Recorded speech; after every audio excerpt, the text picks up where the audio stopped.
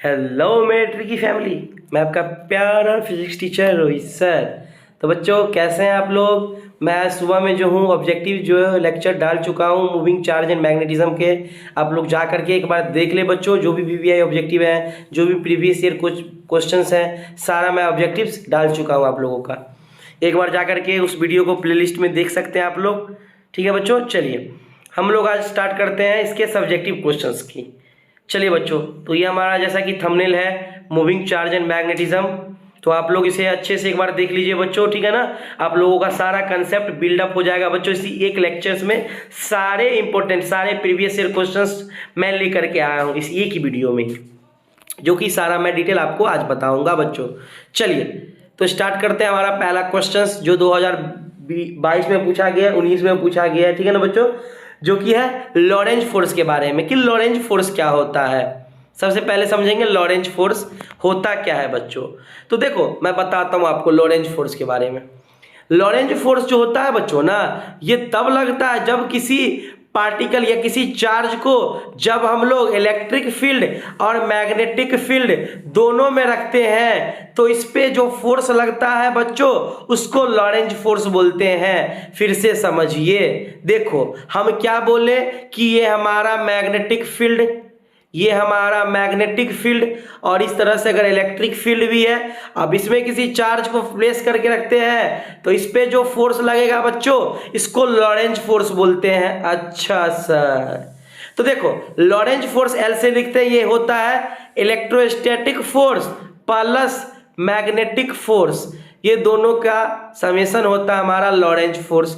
ये objective session में मैं इसके बारे में और भी चीज बता रखा हूं कि जो लॉरेंज फोर्स होता है इसके बारे में। चलिए देखिए, तो सबसे पहले आपको मैं बताता हूं इलेक्ट्रोस्टैटिक फोर्स जो होता है वो इलेक्ट्रिक फील्ड इनटू चार्ज होता है, और जो मैग्नेटिक फोर्स होता है वो charge Q B vector cross B vector, ये होता है हमारा मैग्नेटिक फोर्स।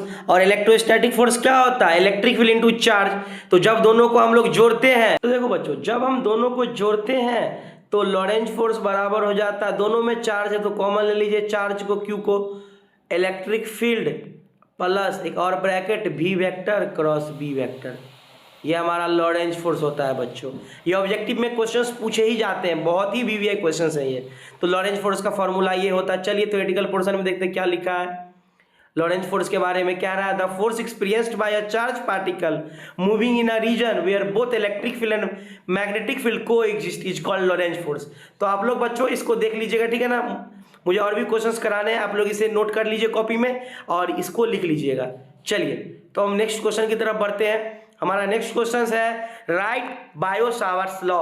बहुत ही वीवीआई क्वेश्चन है बच्चों, बायो सावर्ट्स लॉ के बारे में आपको पूछा जाएगा कि क्या होता है बताइए। आप लोग क्लास में पढ़े होंगे तो आपको पता होगा कि एक वायर ले लेते हैं हम, इस वायर से करंट फ्लो आई हो रहा है, इसके एक छोटे से स्मॉल लेंथ जिसका डीएल बोलते हैं उससे एक्स दूरी पे पी पॉइंट पे कितना हमारा मैग्नेटिक फील्ड होता है।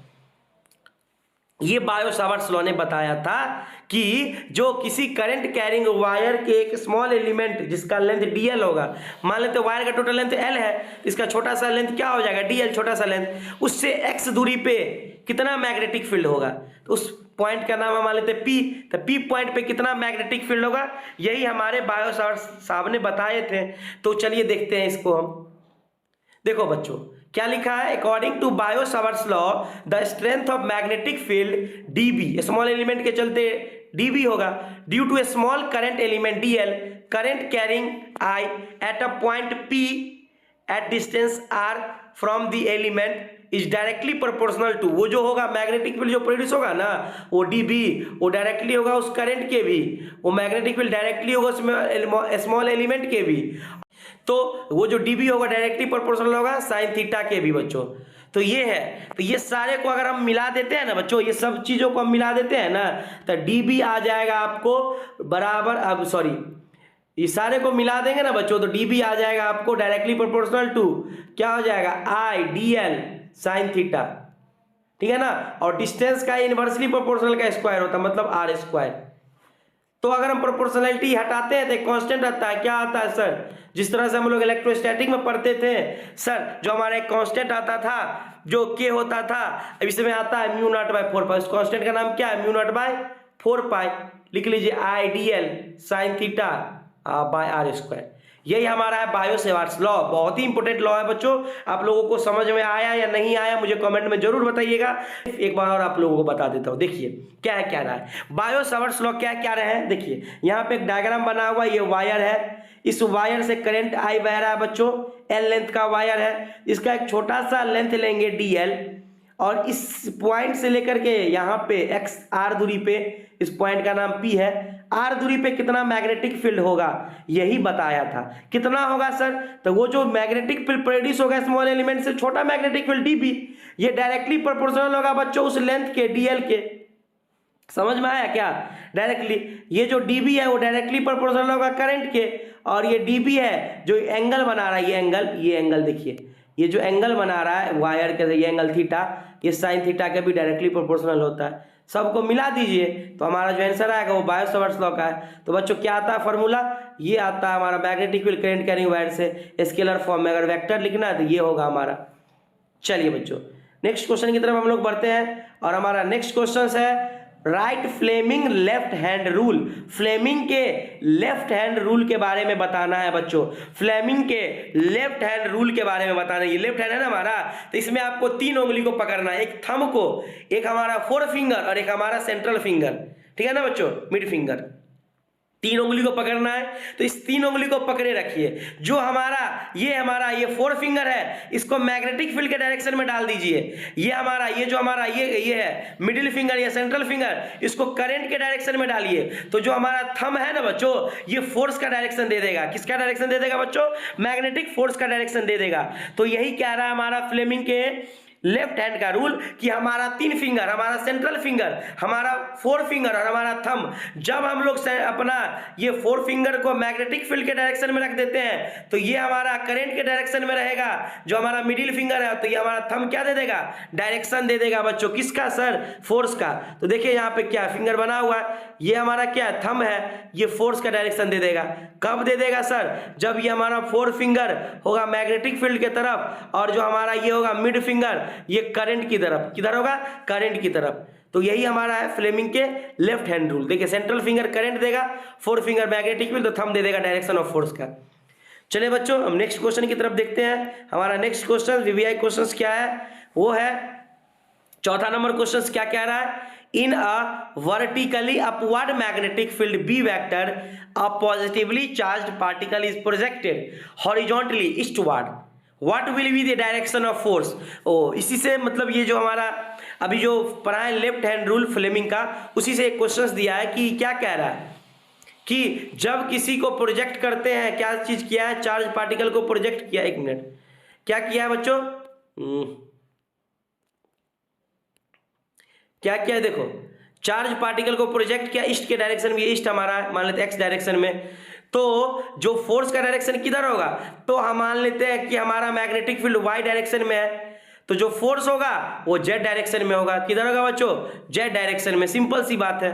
तो क्या है पढ़ लेते, देखिए क्या कह रहा है। कह रहा है आंसर में जो हमारा जो फोर्स का फॉर्मूला होता है q v cross v vector. तो direction of motion of charge अगर पॉजिटिव एक्स एक्सिस की तरफ है और magnetic field towards positive Y axis की तरफ है, तो फोर्स हमारा किधर देगा? जेड एक्सिस की तरफ। किधर देगा बच्चों? जेड एक्सिस की तरफ। तो ये तो थोड़ा सिंपली से क्वेश्चन था। चलिए नेक्स्ट क्वेश्चन की तरफ हम लोग प्रोसीड करते हैं। हमारा नेक्स्ट 5 नंबर क्वेश्चन क्या कह रहा है बच्चों? आप लोगों से मैं फिर से कहना चाह रहा हूं, जितना मैं क्वेश्चंस आपको वीवीआई बता रहा हूं, प्रीवियस ईयर के क्वेश्चंस बता रहा हूं, आप लोगों से नोटबुक कॉपी में जरूर लिखे बच्चों, ताकि आप लोगों को फायदा हो एग्जाम में हो सके। ठीक है ना बच्चों? तो आप लोग इसे समझने का प्रयास करें और नोट्सबुक में लिखने का कोशिश करें। चलिए हम नेक्स्ट क्वेश्चन पढ़ते हैं। Give the formula for magnetic field produced by straight line straight infinitely long current carrying wire. तो बच्चों कह रहा है कि जो अगर हमारे पास इनफिनाइट वायर है, क्या है बच्चों? Infinite wire. अगर इनफिनाइट वायर हमारे पास है, इसके चलते कितना मैग्नेटिक फील्ड प्रोड्यूस होगा? तो इसके चलते जो मैग्नेटिक फील्ड प्रोड्यूस होता है बच्चों, वो होता है म्यू नॉट 2I/4 पाई ए। ये होता है म्यू नॉट 2π/4π है। इनफाइनाइट यूनिफॉर्म के चलते, इनफाइनाइट यूनिफॉर्म वायर के चलते आप लोगों को क्लास में बताया होगा, इसका फॉर्मूला भी प्रूफ होता है बच्चों, ठीक है ना।